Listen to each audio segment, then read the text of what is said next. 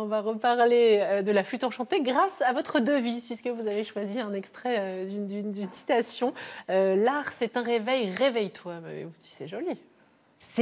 En fait, c'est une citation de Romeo Castellucci qui a mis en scène, on a vu tout à l'heure ces images absolument extraordinaires d'un baroque blanc immaculé.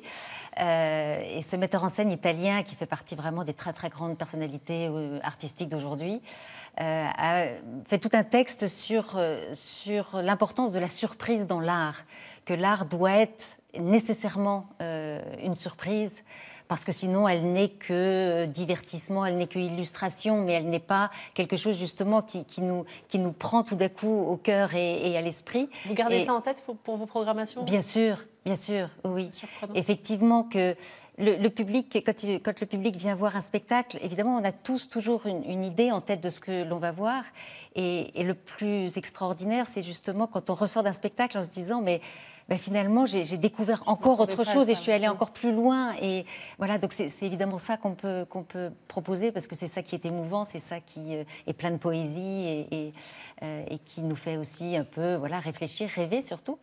Et donc il y a tout ce texte sur la surprise et qui se termine par cette phrase et que je trouvais très belle. Voilà.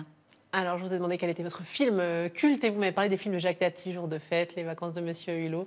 C'est quelque chose qui vous... Oui, Jacques Tati, ça me touche. Alors évidemment, ça date d'il y a quelques années, mais j'ai toujours gardé ça comme, effectivement, puisque vous parliez d'un film culte.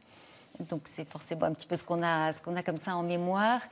Et j'aime beaucoup, un peu comme l'était Charlie Chaplin aussi, c'est-à-dire que ces personnages qui arrivent à nous parler de la société et de critique de la société, et avec beaucoup de poésie et d'humour et beaucoup de tendresse. Et donc, oui, c'est vraiment un univers magnifique.